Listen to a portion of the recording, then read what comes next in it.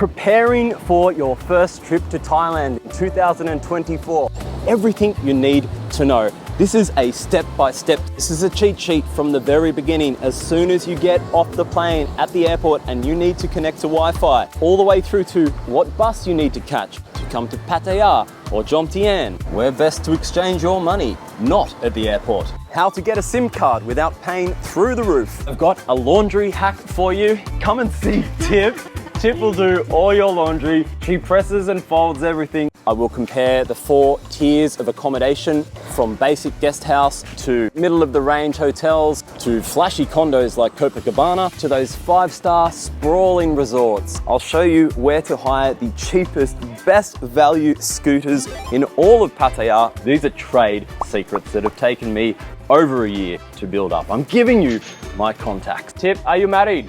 No, I'm single. Wait for the perfect love. Nice to see you, buddy. So strap yourself in. This is gonna be a long one.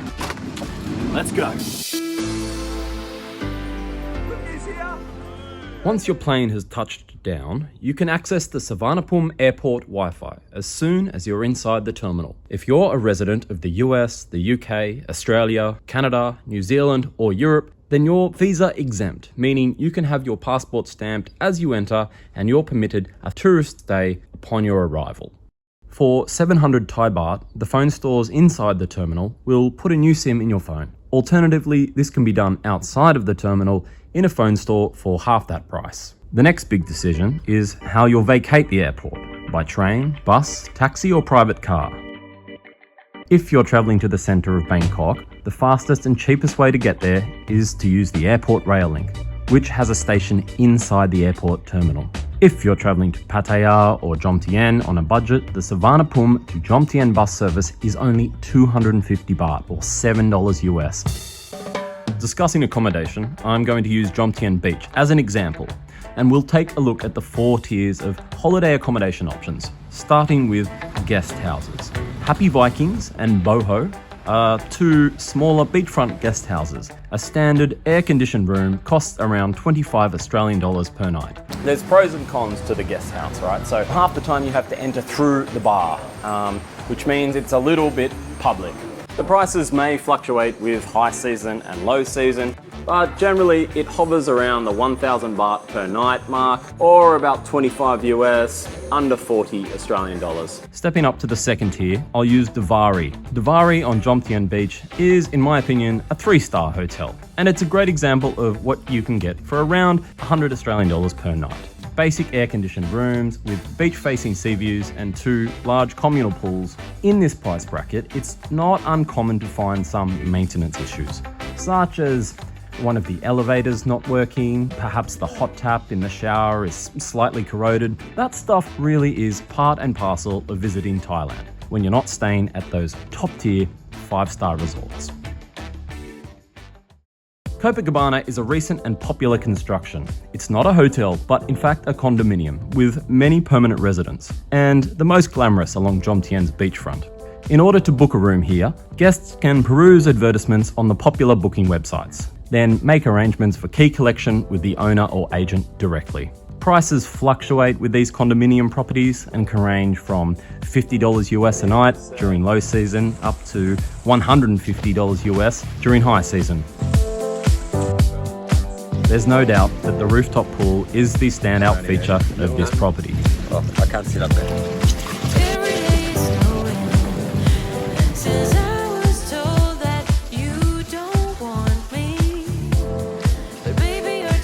Whilst it's beautiful, therein lies a little bit of difficulty regarding booking. I'm only recommending places that I've either stayed or close friends or family have stayed. In the case of Dvaree, Mum stayed there, so I don't benefit at all from recommending these places. I visited them and I like what I saw.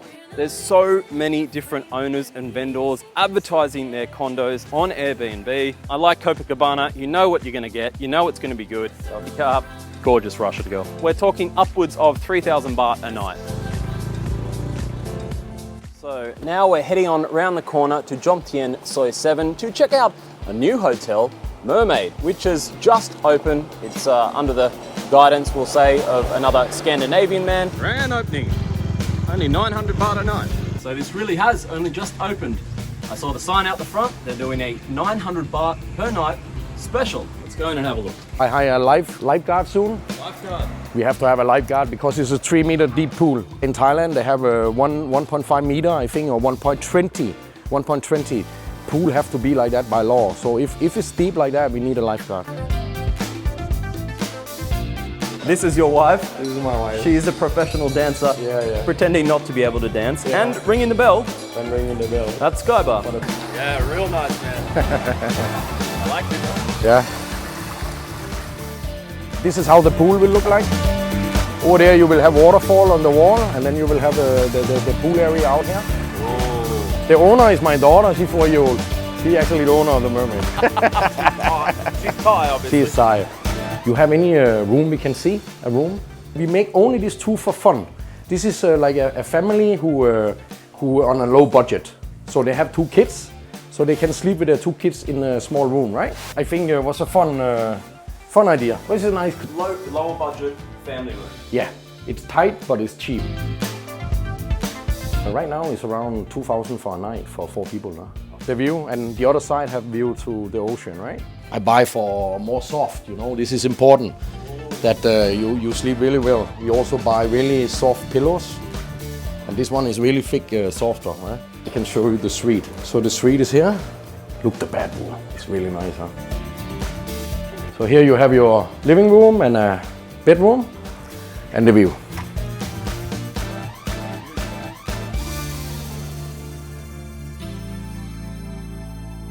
The Danish attention to detail is wild. Of course, there's many more options in Pattaya, Maine.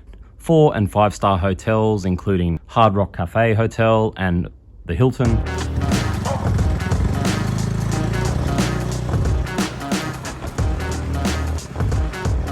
Now, if you're looking for total privacy without the trimmings of a pool and sauna and gymnasium, then these short to medium term rental condos are not a bad idea. The benefits of a condo also are you're self-sufficient. You have a kitchen, you can cook food yourself. This one is on Chai Prik Road. It's about 900 meters from Jomtien Beach. It is 60 square meters. And another benefit of staying in a condo is you can have guests. You could put a mattress in here and have friends come and stay. Something like this goes for around 800 or 900 baht a night on Airbnb. This particular unit is one of 6. Now, a friend of mine, Danny, who owns Danny's Bamboo Bar, just down there on Jomtien Beach, he looks after this complex, and he's asked Lele, my girlfriend, to manage this one for him. So this one I can help you guys with if you're interested in a private rental. Benefit of these is if you book for longer term, 1 week, 2 weeks, or 3 weeks, there's huge discounts. The Airbnb details are in the description for this one, or send me an email and I'll give it to Lele to handle. The 4th tier of accommodation is the gated resorts that occupy various locations spotted down the coastline. I won't go into detail with these because I haven't stayed nor visited any. They're highly westernized sanctuaries that, in my opinion, negate some of the reasons for visiting a place like this, the rich street culture. Now let's move on to food. Finding food to eat here. Well, the first thing worth noting is Thai food is significantly cheaper than Western food. So if the holiday to Thailand is a low budget holiday, it's almost essential to eat Thai food for almost every meal. Or small Americano coffee. Make no mistake, that level of service here in Jomtien, that is not the norm. Now there are a few low cost, low budget Western food options here in Jomtien. Wombat Kiwi Bar is one of them. But for the most part, if I want to eat Western food, I'm paying a premium price for it. Sawadee-ka. Hello, oh, khop ka. YouTube okay? There we go. Oh, half only? Kotot. Oh.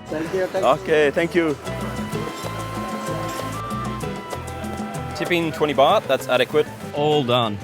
Now, you may find that the Thai food here is not necessarily the same as the Thai food that I would get back home in my local neighborhood around the corner from my house. I encourage everyone to try Thai food visiting here, but don't be put off if even the first 2 or 3 meals They're not exactly what you expected. The food here, at least in Jomtien and Pattaya, it's very hit or miss. Now I know that might upset some people, but it's the truth. One every 3 or 4 meals is probably not going to be exactly what I ordered. Why is this a thing? Why does this happen here? Many of the food vendors that operate shops here, they didn't grow up in coastal tourism Thailand. Many of them grew up in regional Thailand, where for the first maybe 18 years of their life, they may never have seen a Westerner. They almost certainly were not exposed to Western TV shows and movies. They will not know about MasterChef. They likely have no idea who Gordon Ramsay is or Jamie Oliver. Often your plates will arrive on the table in a random order. Plates may be thrust down onto the table with a great thud. Drinks orders will be forgotten, and waiters, they will play on their phones. That is part of the rich tapestry, which is visiting a culture and a country that is completely different